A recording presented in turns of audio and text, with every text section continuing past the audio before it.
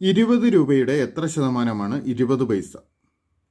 നമുക്കിവിടെ 20 രൂപയുടെ എത്ര ശതമാനമാണ് 20 പൈസ എന്ന് കണ്ടുപിടിക്കണം.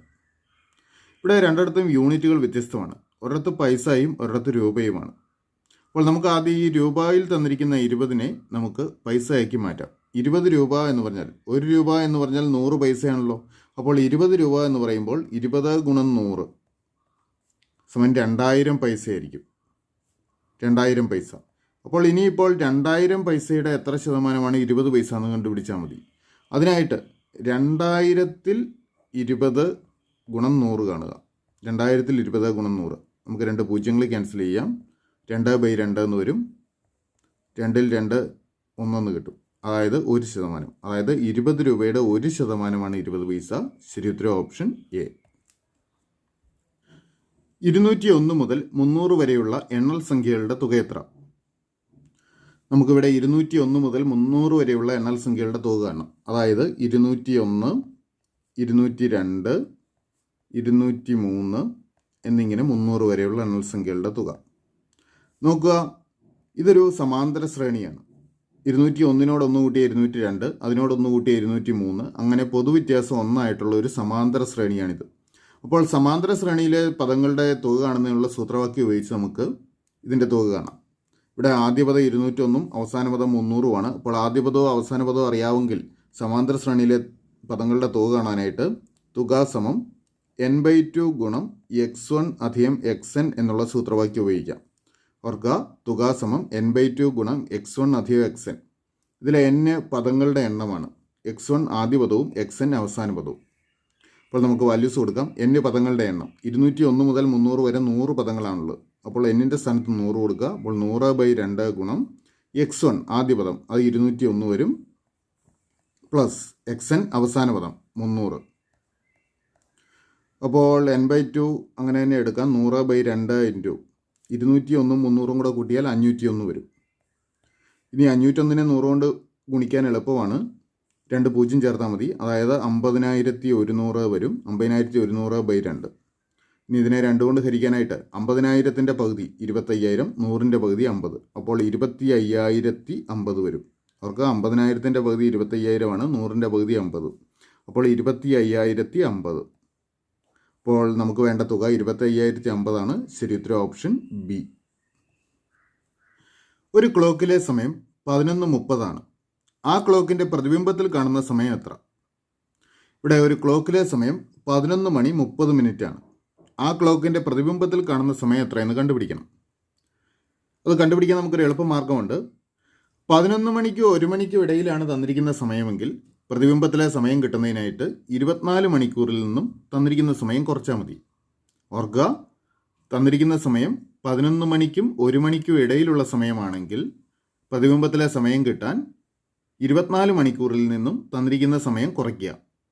അപ്പോൾ കുറയ്ക്കുന്നതിനുള്ള സൗകര്യത്തിനായിട്ട് 24 മണിക്കൂറിനെ നമുക്ക് 23 മണിക്കൂർ 60 മിനിറ്റ് എന്ന് എഴുതാം. എന്നിട്ട് അതിൽ നിന്ന് കുറയ്ക്കാം. അപ്പോൾ 23 60-ൽ നിന്നും 11 30 കുറയ്ക്കുമ്പോൾ 60-ൽ നിന്ന് 30 കുറച്ചാൽ 30 കിട്ടും. 23-ൽ നിന്ന് 11 കുറച്ച് കഴിഞ്ഞാൽ നമുക്ക് 12 കിട്ടും. അപ്പോൾ 12 മണി 30 മിനിറ്റാണ് പ്രതിബിംബത്തിൽ കാണുന്ന സമയം. 12 മണി 30 മിനിറ്റ്. തന്നിരിക്കുന്ന ഓപ്ഷൻസിൽ 12:30 ഇല്ല. അതുകൊണ്ട് ഓപ്ഷൻസ് എല്ലാം തെറ്റാണ്. പ്രതിബിംബത്തിൽ കാണുന്ന ശരിയായ സമയം എന്ന് പറയുന്നത് 12:30. 200 മീറ്റർ നീളമുള്ള ഒരു തീവണ്ടി 72 km/മണിക്കൂർ വേഗതയിൽ സഞ്ചരിക്കുന്നു. 400 മീറ്റർ നീളമുള്ള ഒരു പാലം കടക്കാൻ ഈ തീവണ്ടി എത്ര സമയമെടുക്കും? അപ്പോൾ ഒരു തീവണ്ടിക്ക് 200 മീറ്റർ നീളമുണ്ട്. ഇത് 72 km/മണിക്കൂർ വേഗതയിലാണ് സഞ്ചരിക്കുന്നത്. ഈ തീവണ്ടി 400 മീറ്റർ നീളമുള്ള ഒരു പാലം കടക്കാൻ എത്ര സമയമെടുക്കുമെന്ന് കണ്ടുപിടിക്കണം. ഇവിടെ തീവണ്ടി ഒരു പാലം കടക്കാൻ വേണ്ട സമയമാണ് കണ്ടുപിടിക്കേണ്ടത്. തീവണ്ടി ഒരു പാലം കടക്കണമെങ്കിൽ തീവണ്ടിയുടെ നീളവും പാലത്തിൻ്റെ നീളവും കൂട്ടിക്കിട്ടുന്ന അത്രയും ദൂരം സഞ്ചരിക്കണം.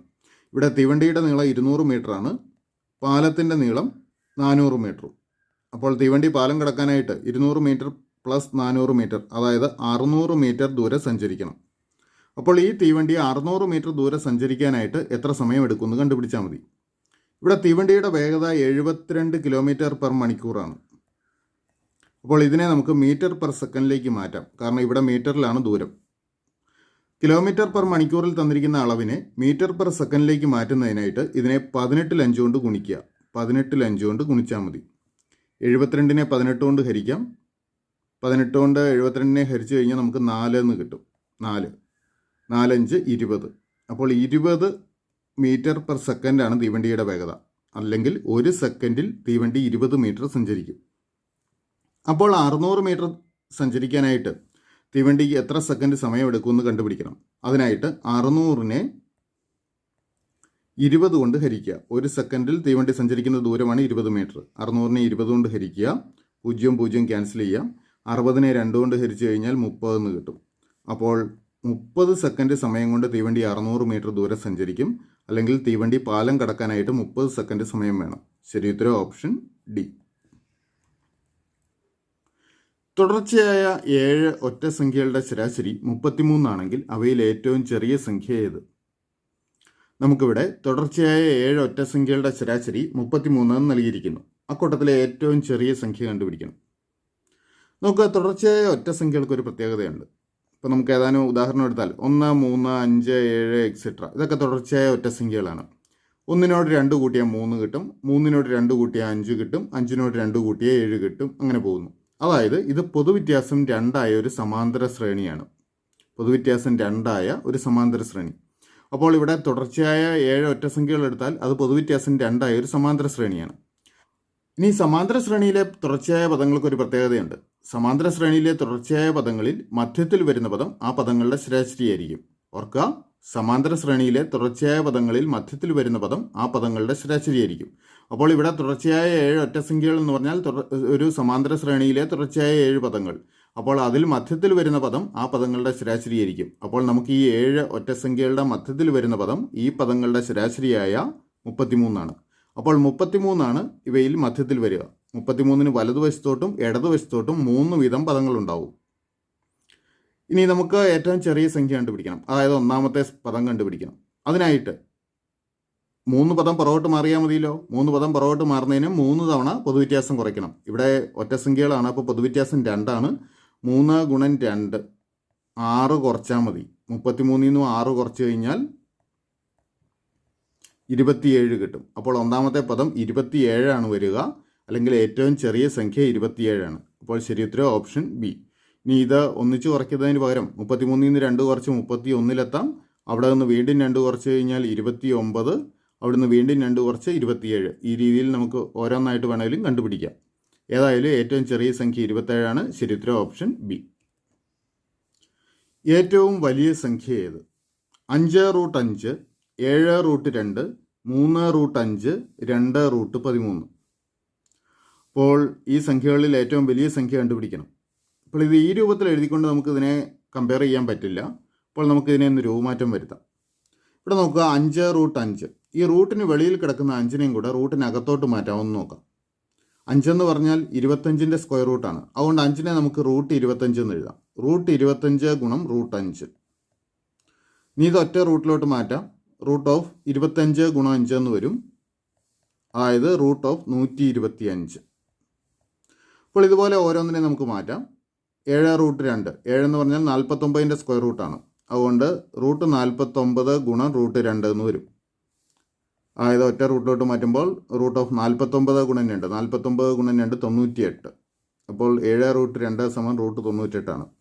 ഇനി അടുത്ത 3√5 3 9ൻ്റെ സ്ക്വയർ റൂട്ടാണ്. അപ്പോൾ √9 ഗുണം √5 9×5 45 ആണല്ലോ. അപ്പോൾ √45 എന്ന് വരും ഇത്. അടുത്ത 4ൻ്റെ സ്ക്വയർ റൂട്ടാണ് 2. അപ്പോൾ √4 ഗുണം √13 സമം 4 13 52. ഇപ്പോൾ √52 എന്ന് വരും. ഇനി റൂട്ടിനകത്ത് ഏറ്റവും വലിയ സംഖ്യ ഏതെന്ന് നോക്കുക. റൂട്ടിനകത്തുള്ള ഏറ്റവും വലിയ സംഖ്യ √125. ഈ 125. അപ്പോൾ √125 ഏറ്റവും വലിയ സംഖ്യ. ഇക്കൂട്ടത്തിലെ ഏറ്റവും വലിയ സംഖ്യ √125 അല്ലെങ്കിൽ 5√5.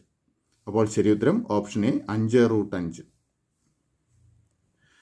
12 ഗുണം 13 സമം 6 15 ഗുണം 22 സമം 20 ആയാൽ 16 ഗുണം 23 എത്ര? ഇപ്പോൾ തന്നിരിക്കുന്ന നോക്കുക, 12 ഗുണം 13 സമം 6 15 ഗുണം 22 സമം 20. അപ്പോൾ ഇതെങ്ങനെ കിട്ടിയെന്ന് നമുക്ക് നോക്കാം. ഇവിടെ ചെയ്തിരിക്കുന്നത് ഇത്രയേ ഉള്ളൂ. ഈ 1ഉം 5ഉം കൂടെ ആദ്യം ഈ സംഖ്യകളിലെ അക്കങ്ങൾ തമ്മിൽ ഗുണിച്ചു. അപ്പോൾ 15ലെ അക്കങ്ങൾ തമ്മിൽ ഗുണിക്കുമ്പോൾ 1 5 5 വരും. ഗുണം ഇവിടെ രണ്ടും രണ്ടും കൂടെ ഗുണിച്ചു 4, 5 ഗുണം 4, 5 ഗുണം 4 20 ആവും. അതുപോലെ ഇവിടെ ചെയ്തിരിക്കുന്ന ഈ 1 2 കൂടെ ഗുണിച്ചു 2 ഗുണം 1 3 കൂടെ ഗുണിച്ചാൽ 3, 2 ഗുണം 3 6 അപ്പോൾ ഇവിടെ എന്ത് ചെയ്യണം? ആദ്യം ഇതിലെ അക്കങ്ങൾ തമ്മിൽ ഗുണിക്കണം. 1 6 6, 6 ഗുണം 2 3 6, 6 ഗുണം 6 36. അപ്പോൾ ഉത്തരം കിട്ടുന്നത് ഓപ്ഷൻ ഡി 36 ആണ്. 2016 ജനുവരി 7 വെള്ളിയാഴ്ച ആയിരുന്നെങ്കിൽ 2016 മെയ് 1 ഏത് ദിവസമായിരിക്കും? ഇവിടെ 2016 ജനുവരി 7 വെള്ളിയാഴ്ച നൽകിയിരിക്കുന്നു. നമുക്ക് 2016 മെയ് 1 ഏത് ദിവസമായിരിക്കും എന്ന് കണ്ടുപിടിക്കണം. അപ്പോൾ നമ്മൾ ആദ്യം ചെയ്യേണ്ടത് ജനുവരി 7 ശേഷം എത്രാമത്തെ ദിവസമാണ് 2016 മെയ് 1 വരുന്നതെന്ന് കണ്ടുപിടിക്കുക. അല്ലെങ്കിൽ ജനുവരി 7 ശേഷം മെയ് 1 വരെയുള്ള ദിവസങ്ങളുടെ എണ്ണം കാണണം. അപ്പോൾ ജനുവരി മാസത്തിൽ 31 ദിവസങ്ങളാണല്ലോ ഉള്ളത്. ജനുവരി 7 ശേഷം 24 ദിവസങ്ങൾ കൂടി ഉണ്ടാവും. അപ്പോൾ ജനുവരിയിൽ 24 ദിവസം. 2016 ഒരു അധിവർഷമാണ്. 16നെ 4 കൊണ്ട് ഹരിക്കാം. അതുകൊണ്ട് ഇതൊരു അധിവർഷമാണ്. അതുകൊണ്ട് ഫെബ്രുവരിയിൽ 29 ദിവസങ്ങളുണ്ടാവും. മാർച്ച് 31, ഏപ്രിൽ 30 ദിവസം, മെയ് 1 വരെയുള്ളത് കാണണം. അതുകൊണ്ട് മെയ്യിലെ ഒരു ദിവസം കൂടി കൂട്ടിച്ചേർക്കുക. ഇതെല്ലാം കൂടെ കൂട്ടുമ്പോൾ 115 എന്ന് കിട്ടും. അതായത് ജനുവരി 7 ശേഷം 115ാമത്തെ ദിവസമാണ് മെയ് 1 വരുന്നത്. ഈ 115നെ 7 കൊണ്ട് ഹരിക്കുക. 115നെ 7 കൊണ്ട് ഹരിക്കുമ്പോൾ 11ൽ ഒരു തവണ 1 7 45, 45ൽ 6, 6 7 42, ശിഷ്ടം 3 കിട്ടി. ഈ ശിഷ്ടം 3 വന്നതുകൊണ്ട്, ശിഷ്ടമാണ് നമുക്ക് വേണ്ടത്, 3 വന്നതുകൊണ്ട് വെള്ളിയാഴ്ചയോടുകൂടി 3 ദിവസം കൂടി ചേർക്കുക. അപ്പോൾ ശനി ഞായർ തിങ്കൾ. അപ്പോൾ 2016 മെയ് 1 തിങ്കളാഴ്ചയായിരിക്കും. ശരി ഉത്തരം ഓപ്ഷൻ എ തിങ്കൾ.